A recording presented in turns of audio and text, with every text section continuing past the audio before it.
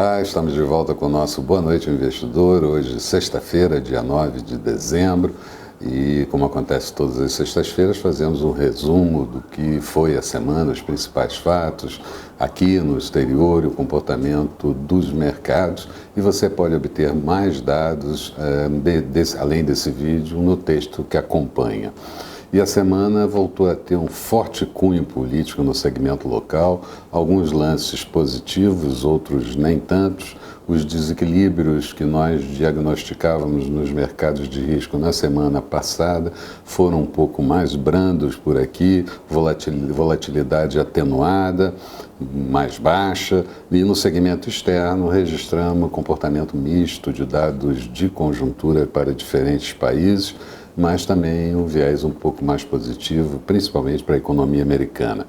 No segmento local, a crise política esteve sempre presente ao longo de toda a semana, principalmente com o esgarçamento das relações entre o legislativo e o judiciário, e isso, de certa forma, inibindo o comportamento do executivo. Apesar disso, o presidente Temer e seus principais ministros deram inúmeras declarações sobre a necessidade da reforma da Previdência, acompanhada, claro, da PEC do teto de gastos, e encaminharam o projeto para a Câmara e o Senado, e isso certamente vai trazer muito ruído nas próximas semanas.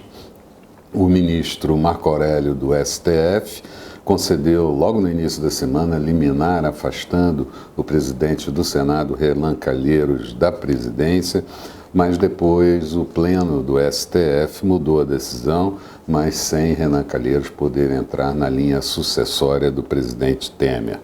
Tivemos também a prisão da mulher de Sérgio Cabral, tivemos ainda vários habeas corpus pedidos para presos políticos, mas que não foram concedidos pela Justiça. O ministro Eliseu Padilha, um dos principais ministros de Temer, teve bens sequestrados ao longo da semana. O mesmo aconteceu com o prefeito do Rio de Janeiro, Eduardo Paes. E no último dia da semana, o presidente Lula e seu filho Luiz Cláudio foram novamente denunciados, agora na Operação Zelote.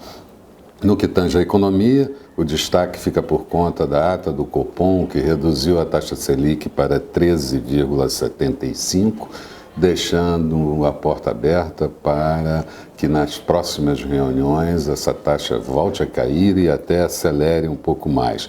Aliás, esse foi o tom de discurso que o presidente do Banco Central, Ilan Goldfein, fez ao longo da semana, em duas ocasiões principalmente, falando sobre a possibilidade de redução mais rápida da taxa Selic.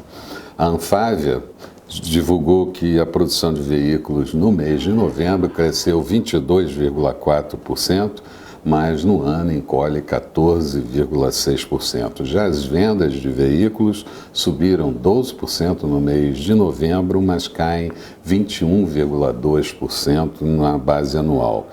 O governo segue discutindo com governadores a contrapartida de recurso da multa de repatriação que será concedida a estados e municípios, e durante a semana o estado de Minas Gerais decretou calamidade financeira para preservar os seus serviços.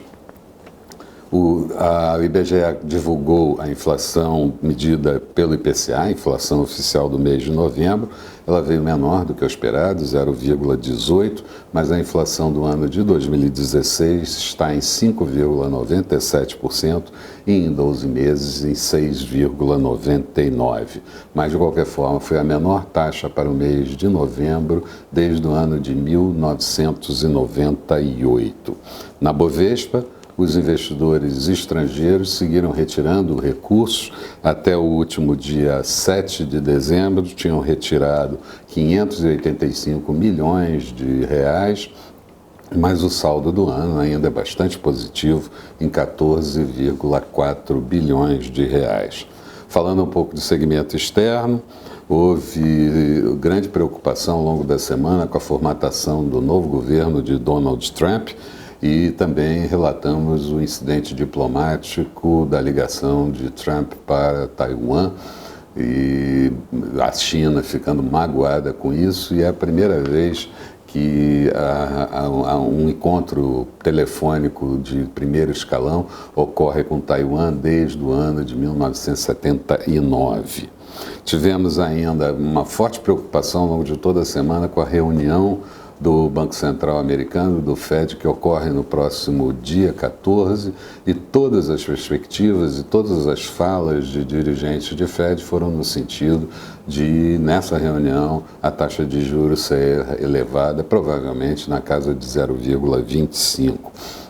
Falando ainda dos Estados Unidos, o saldo da balança comercial de outubro registrou déficit de 42,6 bilhões de dólares, 18% acima do mês anterior e mostrando ainda a queda das exportações de 1,8%. As encomendas à indústria nos Estados Unidos no mês de outubro subiram 2,7%, os estoques no atacado encolheram 0,4% e a confiança do consumidor de Michigan, um dado importante, referente a uma prévia de dezembro, subiu para 98 pontos de previsão de alta que ficasse em 94,8 pontos. Na Itália, o primeiro-ministro Matteo Renzi pediu renúncia do seu cargo depois de ter perdido no final de semana passada as eleições onde pleiteava reformas constitucionais. E no Reino Unido, a primeira-ministra Theresa May enviou ao parlamento o texto do Brexit e manteve o cronograma de saída da União Europeia para março de 2017. Na Alemanha, as encomendas à indústria de outubro subiram forte, 4,9%, quando esperado era uma alta de apenas 0,7%, mas a produção industrial do mês de outubro subiu 0,3% apenas, de uma previsão de 0,8%. No Japão, o PIB do terceiro trimestre foi revisado, encolhendo para 1,3% anualizado. E na China, o saldo da balança comercial, também do mês de novembro, encolheu para 44,6 bilhões, menor do que era previsto, com exportações crescendo apenas 0,1% e importações crescendo 6,7%. Mas dois dados positivos: subiram bastante a produção, as importações de minério e também de petróleo. Mas o tema mais aguardado na semana foi mesmo a reunião do Banco Central Europeu sobre política monetária, taxa de juros de depósito mantida negativa em 0,4%, taxa de refinanciamento mantida em 0%, mas foi alterado o cronograma. O cronograma de compra de ativos, que ia até março de 2017, foi estendido até dezembro, mas a partir de abril o Banco Central Europeu vai comprar somente 60 bilhões de dólares mensais, de euros mensais, contra o que vinha comprando de 80 bilhões de euros mensais. Resumo da semana: a Bovespa encerrou com pequena alta de 0,31 no acumulado, índice em 60.500 pontos. No último dia da semana, uma queda de 0,29%. Dow Jones, faltando uma hora para o encerramento do pregão, na semana subia 2,86%, Nasdaq subia 3,48% e ambos recordes históricos de pontuação. Por aqui, o dólar teve uma semana de queda de 2,88%, encerrando cotado a 3,372. No último dia da semana, queda de 0,25%. Falando um pouco das expectativas para o próximo período, o próximo período, como nós lembramos, incorpora a decisão do Banco Central americano sobre política de juros no próximo dia 14. Certamente isso já está de alguma forma embutido nos preços dos ativos, mas não deixa de causar algum reflexo no fluxo internacional de recursos carreado para os Estados Unidos. E os mercados de risco vão ter que ajustar para isso. Além disso, vai ser difícil compactuar isso com todos os problemas e com todas a sensação de que Trump pode fazer mais uma das suas assim como fez ligando para Taiwan ao longo da semana. De qualquer forma, a economia americana mostra uma força motriz mais importante a partir de agora e isso acaba impulsionando o resto do mundo, e especialmente países emergentes, produtores de matéria-primas e produtos intermediários, e o Brasil pode se beneficiar de tudo isso. Principalmente se houver ainda mais restrições à China. Na China, o quadro parece ser benigno. Durante a semana foram divulgados indicadores mais positivos. O Partido Comunista disse que vai abrir a sua economia, que vai atrair capital de investimento externo direto, e Xi Jinping, presidente, disse que vai manter as metas para do ano, vai alcançar as metas para o ano de 2016. Por aqui, a situação realmente segue complicada, principalmente do lado político. Temos as delações da Operação Lava Jato e as revistas do final de semana, pelo que nós já ficamos sabendo, virão pesadas, inclusive falando de doações ao presidente Michel Temer, e isso certamente vai trazer ruídos logo no início do período.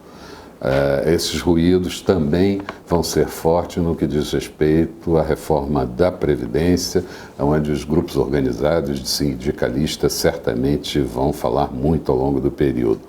O Senado vota em segundo turno a PEC 55, a PEC do teto de gastos, e aparentemente vai ser aprovada sem problemas. Mas ainda assim, nós mantemos o nosso viés otimista com relação ao mercado e ao encerramento do ano de 2016. Nossa expectativa fica ao redor de 64 mil, 65 mil pontos para o final do ano, mas vamos precisar de maior acomodação nos mercados no exterior e redução dos desequilíbrios que são apresentados até o momento. Eram essas as considerações. Tenham todos um bom final de semana e vamos estar de volta aqui na próxima segunda-feira com o nosso Bom Dia Investidor. Até lá, então.